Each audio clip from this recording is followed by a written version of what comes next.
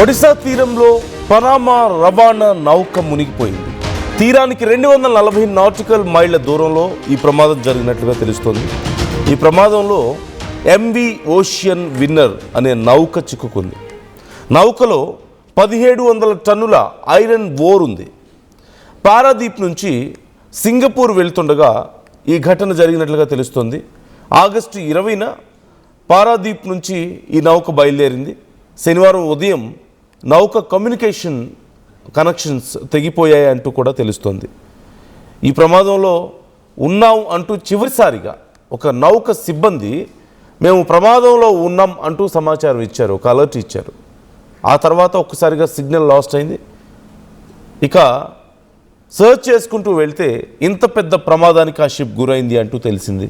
మొత్తం 24 మంది సిబ్బంది ఆ నౌకలో ఉండిపోయారు. 20 మందికి పైగా చైనా దేశస్తులుగా గుర్తించారు. 3 మయన్మార్, 1 బంగ్లాదేశ్కు చెందినవారు. ఇప్పటికే ఇండియన్ కోస్ట్ గార్డ్, నేవీ బృందాలు రంగంలోకి దిగాయి. ప్రమాద స్థలంలో సహాయక చర్యలు చాలా ముమ్మరంగా జరుగుతూ ఉన్నాయి. నౌకలో ఉన్నటువంటి వారిలో ఇప్పటి వరకు 2 మాత్రమే బృందాలు కాపాడాయి. మరి మిగిలిన వారి కండిషన్ ఏంటి? వాళ్ళు ప్రాణాలతో ఉన్నారా? వాళ్ళలో ఎంతమంది ప్రాణాలతో ఉన్నారు? అసలు ఉంటే ఎక్కడున్నారు?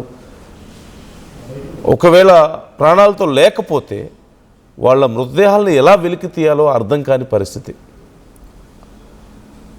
సో ఈ అంశానికి సంబంధించి ఇంకా విచారణ జరుగుతోంది. ఒకసారి మీరు విజువల్స్లో చూడొచ్చు.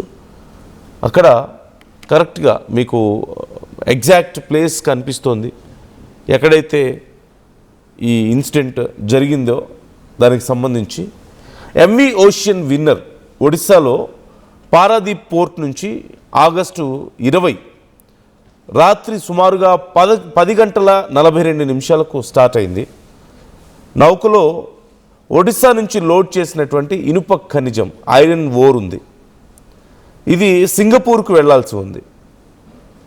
అయితే సుమారుగా 225 మీటర్ల పొడవు ఉన్నటువంటి ఒక పెద్ద పాన్మాక్స్ బల్క్ క్యారియర్ ఇది. ఈ నౌక అరౌండ్ 225 మీటర్స్ లెంత్ ఉంది. ఇది ఇందులో సుమారుగా 72,100 metric tons iron ore fines ఉన్నట్లుగా యాజ్ పర్ సమ్ సోర్సెస్ మనకు తెలుస్తున్నాయి. 72,100 మెట్రిక్ టన్నుల ఐరన్ ఓర్ ఇందులో ఉంది. ఆగస్టు 22 ఉదయం 10 గంటల 48 నిమిషాల సమయంలో, ఆగస్టు 20న రాత్రి 10 గంటల 42 నిమిషాలకు స్టార్ట్ అయింది. ఆగస్టు 22 అంటే ఆఫ్టర్ 2 days ఉదయం 11 గంటల 48 నిమిషాల సమయంలో maritime rescue coordination centre MRCC Sri Vijayapuram దగ్గరికి కమ్యూనికేషన్ పూర్తిగా తెగిపోయింది. అంటే అక్కడి నుంచి కమ్యూనికేట్ చేస్తూ ఉన్నారు. అక్కడి నుంచి సడన్గా కమ్యూనికేషన్ పూర్తిగా తెగిపోయింది అంటూ తెలుస్తుంది. నౌకకు సంబంధించి ఈ ఏఐఎస్ ట్రాకింగ్ సిగ్నల్ కూడా కనిపించకుండా పోయింది. అంటే అసలు నౌక ఎక్కడుంది, సాధారణ ట్రాకింగ్ సిస్టమ్ అనేది గుర్తించడం అనేది కష్టం అయిపోయింది సడన్గా. సో అప్పటికే అర్థమైపోయింది సిబ్బందికి అసలు ఇది ఏదో జరిగిపోయింది, జరగాల్సిన ఒక పెద్ద ఘోరం జరిగిపోయింది అనేది అర్థమైపోయింది. ఇమ్మీడియట్గా ట్రాక్ చేయడం స్టార్ట్ చేశారు. ఎలాగోలా కనిపెట్టే ప్రయత్నం చేసి తీరా అక్కడికి వెళ్ళేసరికి పూర్తిగా చాలా దారుణం జరిగిపోయింది అంటూ గుర్తించారు. ఇప్పటికే ఎంవి ఓషియన్ విన్నర్ మునిగిపోయింది అంటూ భారత కోస్ట్ గార్డ్ కూడా కన్ఫర్మ్ చేసింది. మొత్తం 24 మంది ఉన్నారు. 20 మంది చైనా, అలాగే 3 మయన్మార్, అలాగే 1 వ్యక్తి బంగ్లాదేశ్కు సంబంధించిన వ్యక్తిగా తెలుస్తుంది. మొత్తం 24 మెంబర్స్లో. అయితే ఇప్పటికీ 2 లైఫ్ రాఫ్ట్స్ నుంచి సురక్షితంగా కాపాడారు అంటూ తెలుస్తుంది. But what about other 22 persons? ఇప్పటికీ ఈ సమాచారం తెలియడం లేదు. ఇంకా భారీగా సర్చ్ ఆపరేషన్ కొనసాగుతుంది. రెస్క్యూ ఆపరేషన్ చేస్తున్నాం, వీలైనంత త్వరగా కనిపెట్టే ప్రయత్నం చేస్తామని చెప్తున్నారు. బట్ హోప్స్ చాలా తక్కువగా ఉన్నాయి. ఖచ్చితంగా వాళ్ళలో ఒక్కరైనా సరే తిరిగి, ఇప్పుడు 2 కాకుండా రిమైనింగ్ 22 మెంబర్స్లో ఏ ఒక్కరైనా ప్రాణాలతో తిరిగి వస్తారా అనే ప్రశ్న వేస్తే అధికారుల్ని కొంచెం నెగిటివ్ ఆన్సరే వాళ్ళ దగ్గర నుంచి రావడం మనకు కనిపిస్తుంది. అండ్ వాళ్ళ ఒకవేళ చనిపోయి కనుక ఉండుంటే ఆ మృతదేహాలని గుర్తించడం కానీ ఫైండ్ అవుట్ చేసి వెలికి తీయడం కానీ కష్టం అని కూడా చెప్తున్నారు. ఎందుకంటే హండ్రెడ్స్ ఆఫ్ మీటర్స్ డెప్త్ ఉన్న దగ్గర నుంచి ఆ మృతదేహాలు ఎటువైపు వెళ్ళిపోయాయో ఆ ఫ్లోలో ఎంత లోతుకు వెళ్ళి పడ్డాయో వాటిని గుర్తించడం కష్టం. అండ్ టైం గడిచే కొద్దీ అది మరింత కష్టం అవుతూ ఉంటుంది. డీప్ సీలో ఒక్కసారి మృతదేహం లోపలికి వెళ్ళిన తర్వాత it's not really easy to find out without any tracking system.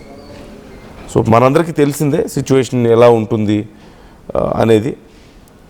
So ఇప్పటికే ఎంటీ ఐస్కోప్స్ అనేటువంటి మరో నౌకను కూడా మార్గం మళ్లించారు.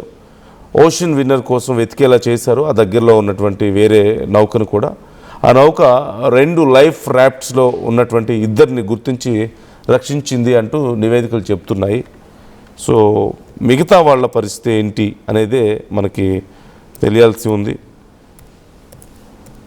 దీనికి సంబంధించి ఎప్పటికప్పుడు మీకు ఆర్టీవీ డీటెయిల్స్ అందిస్తూ ఉంటుంది. వి ఆల్ నో లైఫ్ రాఫ్ట్స్ అంటే ఈ నౌక ప్రమాదంలో ఉన్నప్పుడు సముద్రంలో కొంతకాలం సురక్షితంగా తేలుతూ ఉండడానికి ఉపయోగించే ఒక చిన్న పడవ. వి ఆల్ ఈ లైఫ్ రాఫ్ట్స్ అనేది మనం విన్నాం చాలాసార్లు. అదిగో అక్కడ మనకు కనిపిస్తున్నాయి కదా చిన్న చిన్న పడవలు. ఒక్కసారిగా అవి క్లోజ్డ్ ఉంటాయి, ఒక చిన్న కవర్ లాగా ఉంటుంది. ఓపెన్ చేస్తే సడన్గా ఎయిర్ ఫిల్ అయిపోయి చిన్న పడవలాగా మారిపోతాయి. So at least for some time వాటిలో సర్వైవ్ అవ్వడానికి అవకాశం ఉంటుంది if weather conditions are normal and విపరీతమైన గాలులు కానీ అలల తీవ్రత కానీ లేకపోతే అట్లీస్ట్ దాని మీద సర్వైవ్ అవ్వడానికి అవకాశం ఉంటుంది. ఒక ఇన్ఫ్లేటబుల్ రాఫ్ట్ ఇది. అండ్ మరోవైపు ఆటోమేటిక్ ఐడెంటిఫికేషన్ సిస్టమ్కి సంబంధించి ఏఐఎస్ ట్రాకింగ్ అనేది మిస్ అయింది. So they don't need to continuously give the details. వాళ్ళ మాన్యువల్గా ఇవ్వాల్సిన అవసరం ఉండదు జనరల్గా ఇలాంటి షిప్స్లో. ఏఐఎస్ సిస్టమ్ ఉంటుంది, ఆటోమేటిక్ ఐడెంటిఫికేషన్ సిస్టమ్ అనేది. ఇది ఎప్పుడైతే సడన్గా మిస్ అయిందో అప్పుడే ఏదో పెద్ద ప్రమాదం జరిగింది అంటూ వాళ్ళు గమనించారు అంటూ కూడా తెలుస్తుంది. ఇప్పుడు దీనికి సంబంధించి కోస్ట్ గార్డుకు చెందినటువంటి ICGS Varad, ICGS Anmol, ICGS Vijit వంటి నౌకలను సెర్చ్ అండ్ రెస్క్యూ కోసం రంగంలోకి దించారు అంటూ కూడా తెలుస్తుంది. అయితే ఈ నౌక మునిగే ముందు కమ్యూనికేషన్ ఎందుకు తెగిపోయింది, ఏఐఎస్ ఎందుకు ఆగిపోయింది, ఆటోమేటిక్ సిగ్నల్ వ్యవస్థ ఎందుకు ఆగిపోయింది, ఆటోమేటిక్ ఐడెంటిఫికేషన్ సిస్టమ్ అనేది, ఇలాంటి విషయాలకు సంబంధించి కూడా ఇంకా డీటెయిల్స్ రావాల్సి ఉంది. ఖచ్చితంగా సాంకేతిక సమస్య వచ్చి ఉండొచ్చు అనేది తెలుస్తుంది. అయితే అక్కడున్న వాతావరణం కానీ అక్కడ ఉన్నటువంటి సిచ్యువేషన్స్ ఏంటి అనేది ప్రస్తుతానికి పూర్తి స్థాయిలో క్లారిటీ రావాల్సి ఉంది. పారాదీప్ నుంచి సింగపూర్ వెళ్తున్నటువంటి 24 మంది సిబ్బందితో కూడినటువంటి ఎంవి ఓషన్ విన్నర్ బంగాళాఖాతంలో అకస్మాత్తుగా కమ్యూనికేషన్ కోల్పోయి మునిగిపోయింది. ఇప్పటి వరకు 2ని రక్షించారు. మిగిలిన 22 మంది కోసం భారత నేవీ అండ్ కోస్ట్ గార్డ్ తీవ్రంగా గాలిస్తుంది. ఏం జరిగింది మరియు ఆ 22 మంది పరిస్థితి ఏంటి అనే డీటెయిల్స్ మాత్రం ఇంకా తెలియాల్సి ఉంది. సో వాళ్ళలో మనం చూస్తున్నాం 20 మంది చైనా వాళ్ళు, 3 మయన్మార్, 1 బంగ్లాదేశ్కి సంబంధించిన వాళ్ళు. దీనికి సంబంధించి ఆర్టీవీ ఎప్పటికప్పుడు మీకు ఇన్ఫర్మేషన్ అందిస్తూ ఉంటుంది. మీ ఒపీనియన్స్ని కూడా మాతో షేర్ చేసుకోవచ్చు, కామెంట్ చేయొచ్చు.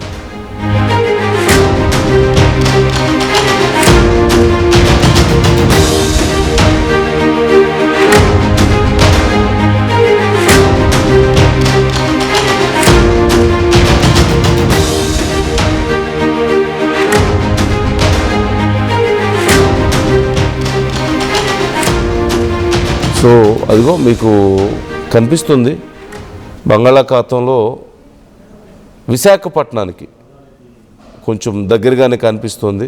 మీరు చూడొచ్చు లెఫ్ట్ సైడ్ మీకు విశాఖపట్నం కనిపిస్తుంది.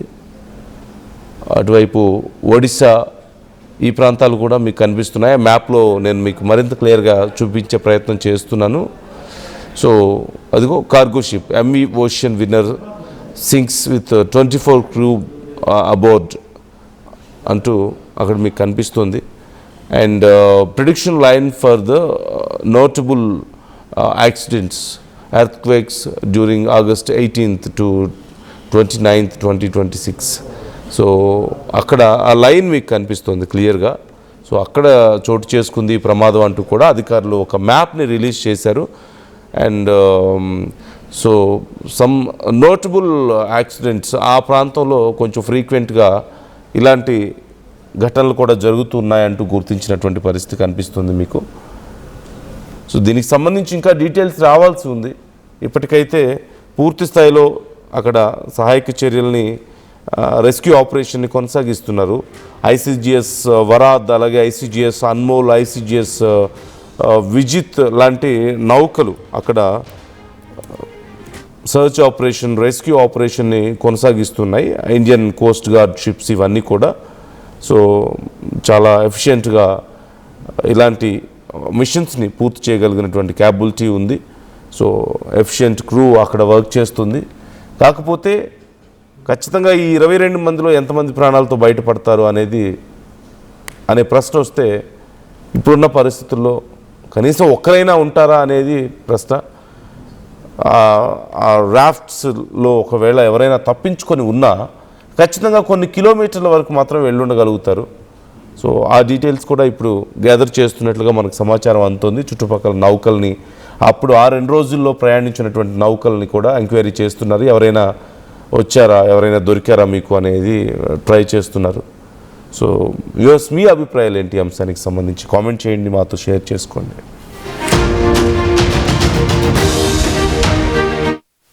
గవర్నమెంట్ ముందు పెయింట్ ఎలా చేస్తాం?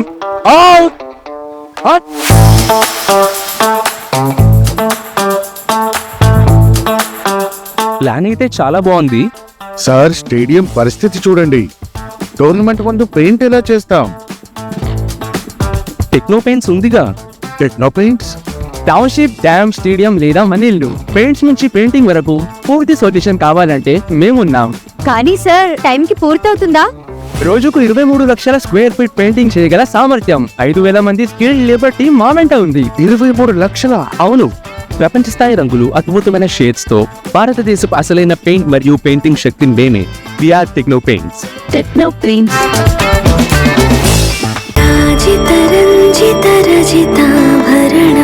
Pure in its form with grace made noble.